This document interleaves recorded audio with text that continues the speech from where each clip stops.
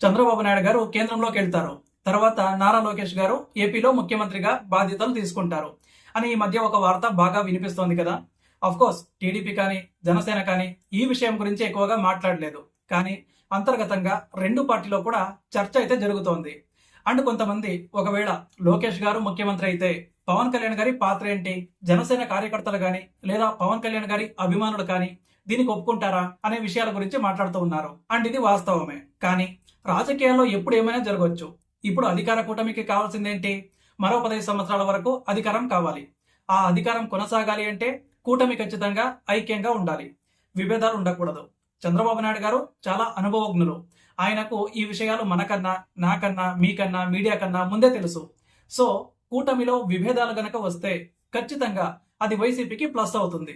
కాబట్టి ప్రతిపక్ష వైసీపీకి ఇలాంటి ఒక అవకాశం ఇవ్వాలి అని ఆయన ఖచ్చితంగా అయితే అనుకోరు. ఇప్పుడు నారా లోకేష్ గారు సీఎం అవుతారు అనే అంశం చాలా స్పీడ్ గా రాష్ట్ర రాజకీయాల్లో తిరుగుతోంది. అయితే చంద్రబాబు గారు కేంద్రంలోకి వెళ్ళాక ఈ ప్రచారానికి అడ్డుకట్ట వేస్తూ పవన్ కళ్యాణ్ గారిని ముఖ్యమంత్రిని చేసి ఒక భారీ ట్విస్ట్ ఇవ్వడానికి కూటమి తయారైందా? పవన్ కళ్యాణ్ కాదని లోకేష్ గారిని సీఎం చేస్తే ఏం జరుగుతుంది? అండ్ పవన్ కళ్యాణ్ గారు ముఖ్యమంత్రి అవ్వడానికి ఉన్న బలమైన అవకాశాలు ఏంటి అన్నది ఈ వీడియోలో చాలా క్లియర్ గా ఎక్స్ప్లెయిన్ చేస్తాను. సో చంద్రబాబు నాయుడు గారు కేంద్ర రాజకీయాల్లోకి వెళ్లడం అనేది ప్రస్తుత పరిస్థితుల్లో కేవలం ఒక ఊహాగానం మాత్రమే కాదు. దానికి బలమైన రాజకీయ కారణాలు కూడా ఉన్నాయి. కేంద్రంలో ఎన్డీఏ ప్రభుత్వానికి తెలుగుదేశం పార్టీ మద్దతు అత్యంత కీలకం కావడంతో జాతీయ స్థాయిలో నిర్ణయాధికారాల్లో చంద్రబాబు గారి ముద్ర స్పష్టంగా కనిపిస్తోంది.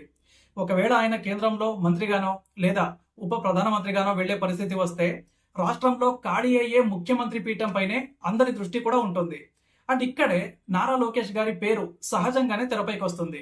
ఎందుకంటే లోకేష్ గారు గత 5 ఏళ్లలో తనను తాను మలుచుకున్న తీరు, యువగళం పాదయాత్ర ద్వారా సాధించిన ప్రజాకర్షణ మరియు పార్టీ యంత్రాంగంపై ఆయనకున్నటువంటి పట్టు ఆయన్ను వారసుడిగా నిలబెట్టొచ్చు. అయితే ఇక్కడే పవన్ కళ్యాణ్ అనే ఒక శక్తివంతమైన ప్రత్యామ్నాయం మరియు సామాజిక అనివార్యం కూడా కనిపిస్తోంది. పవన్ కళ్యాణ్ ముఖ్యమంత్రి కావడానికి ఉన్న అవకాశాలను విశ్లేషించినప్పుడు మొదటగా మనం చూడాల్సింది ఏంటంటే సామాజిక సమీకరణాలు అన్నమాట. ఆంధ్రప్రదేశ్ రాజకీయాలు దశాబ్దాలుగా 2 ప్రధాన సామాజిక వర్గాల చుట్టూ తిరుగుతూనే వచ్చాయి కదా. కానీ 2024 ఎన్నికల్లో కాపు సామాజిక వర్గం చూపిన ఏకీకృత మద్దతు రాష్ట్ర రాజకీయాల్లో ఒక కొత్త ఒరవడినైతే సృష్టించింది. ఒకప్పుడు కేవలం కింగ్ మేకర్ గా మాత్రమే పరిగణించబడిన ఈ వర్గం ఇప్పుడు తమ నాయకుడిని ఒక కింగ్ లాగా చూడాలి అనుకుంటోంది. సామాజిక న్యాయం అనే నినాదం ఇప్పుడు కేవలం ప్రసంగాలకు పరిమితం కాకుండా అధికార పంపిణీలో కూడా కనిపించాలి అని జనసేన శ్రేణులు చాలా బలంగా నమ్ముతూ ఉన్నాయి. సో చంద్రబాబు నాయుడు గారు ఒకవేళ ఢిల్లీకి వెళితే రాష్ట్రంలో రాజకీయ స్థిరత్వం కాపాడటంతో పాటు అన్ని సామాజిక వర్గాలను సంతృప్తి పరచడం ఒక సవాల్గా మారుతుంది. సో అటువంటి సమయంలో పవన్ కళ్యాణ్ గారికి పగ్గాలు అప్పగించడం ద్వారా తెలుగుదేశం పార్టీ ఒక చారిత్రాత్మక అలాగే సామాజిక విప్లవానికి బాటలు వేసినట్లు అవుతుంది. అండ్ పవన్ కళ్యాణ్ గారి రాజకీయ ఎదుగుదలలో అత్యంత కీలకమైన అంశం ఏంటంటే ఆయన చూపిన నిబద్ధత మరియు త్యాగం అన్నమాట. 2024 ఎన్నికల ముందు ఆయన కేవలం 21 అసెంబ్లీ స్థానాలకే పరిమితం కావడం వెనుక ఒక గొప్ప వ్యూహం మరియు రాష్ట్ర ప్రయోజనం కూడా ఉంది. ఏంటంటే ప్రభుత్వ వ్యతిరేక ఓటును చీలకూడదనే ఉద్దేశంతో ఆయన తన బలాన్ని తగ్గించుకొని కూటమిని కాపాడారు. సో ఈ చర్య ఆయనపై ఉన్న అంచనాలను అమాంతం పెంచేసింది. అండ్ 100% స్ట్రైక్ రేట్తో ఆయన సాధించిన విజయం ఆయన కేవలం గ్లామర్ ఉన్న నాయకుడు మాత్రమే కాదు, బలమైన ఓటు బ్యాంకును నియంత్రించగల ఒక రాజకీయ యోధుడు అని నిరూపించింది.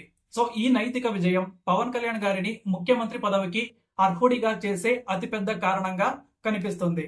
ఒకవేళ లోకేష్ గారిని నేరుగా ముఖ్యమంత్రిని చేస్తే అది కేవలం వారసత్వ రాజకీయం అనే విమర్శలకు తావిచ్చే అవకాశమే ఉంటుంది. కానీ అదే పవన్ కళ్యాణ్ కు అవకాశం ఇస్తే ఇది ప్రజాస్వామ్యబద్ధమైన మరియు విలువల రాజకీయంగా ప్రజల్లోకి వెళుతుంది. అండ్ మరోవైపు కేంద్రంలోని భారతీయ జనతా పార్టీ అగ్రనాయకత్వం పవన్ కళ్యాణ్ పట్ల చూపిస్తున్న ఆదరణ తక్కువ అంచనా వేయలేం.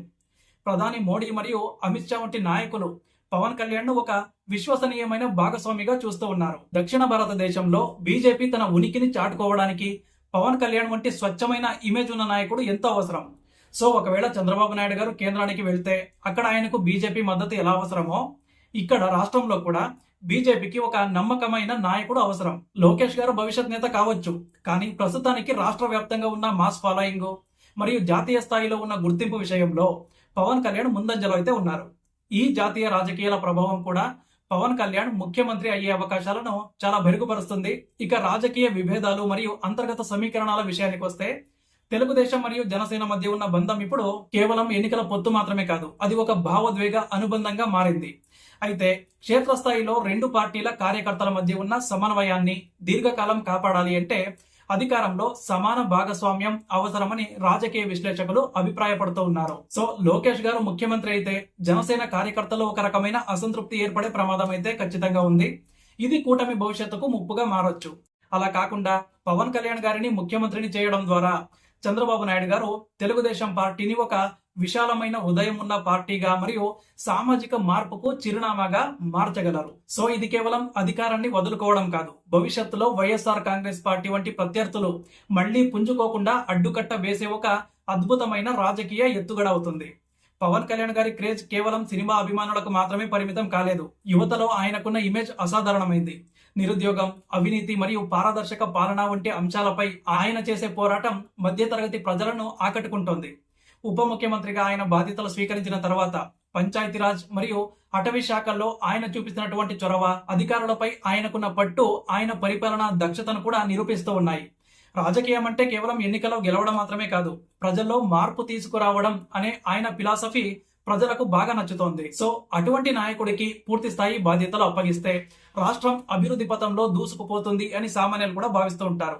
సో ఈ ప్రజాభిప్రాయమే పవన్ కళ్యాణ్ గారిని ముఖ్యమంత్రి పీఠానికి మరింత దగ్గరగా చేస్తుంది. అయితే లోకేష్ గారిని కూడా తక్కువ అంచనా వేయలేం. ఆయన పార్టీ నిర్మాణంలో కీలక పాత్ర పోషిస్తున్నారు మరియు పారిశ్రామిక అభివృద్ధిపై ఆయనకున్నటువంటి అవగాహన అపారమైంది. కానీ సమయం మరియు సందర్భం అనేది రాజకీయాల్లో చాలా ఇంపార్టెంట్. ప్రజెంట్ రాష్ట్రంలో ఉన్న పరిస్థితులు, కులాల మధ్య ఉన్న సున్నితమైన సంబంధాలు మరియు రాబోయే ఎన్నికల వ్యూహాలను పరిగణలోకి తీసుకుంటే పవన్ కళ్యాణ్ వంటి నాయకుడి నాయకత్వం కూటమికి ఒక రక్షణ కవచంలో అయితే మారుతుంది. చంద్రబాబు నాయుడు గారు తన అనుభవం ద్వారా ఈ విషయాన్ని ఖచ్చితంగా గమనిస్తారు. నాయకత్వ మార్పు అనేది కేవలం ఒక వ్యక్తిని మార్చడం కాదు, అది ఒక వ్యవస్థను ప్రజలకు మరింత దగ్గర చేయడం అన్నమాట. సామాజిక కారణాల పరంగా చూస్తే ఆంధ్రప్రదేశ్లో బీసీలు మరియు కాపుల కలయిక అనేది ఒక అజేయమైన శక్తి లాంటిది. ఈ రెండు వర్గాలను ఏకతాటిపైకి ఉంచడంలో పవన్ కళ్యాణ్ కీలక పాత్ర పోషించారు. ఒకవేళ లోకేష్ గారు ముఖ్యమంత్రి అయితే కాపు సామాజిక వర్గంలో మళ్లీ ఉపేక్షించబడ్డామనే భావన కలిగే అవకాశం అయితే ఉంది.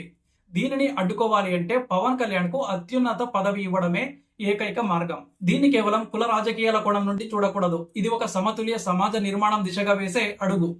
పవన్ కళ్యాణ్ ముఖ్యమంత్రి అవ్వడం వల్ల రాష్ట్రంలో దశాబ్దాలుగా ఉన్న కొన్ని రాజకీయ విభేదాలు తొలగిపోయి కొత్త రాజకీయ సంస్కృతి మొదలయ్యే అవకాశం కూడా ఉంది.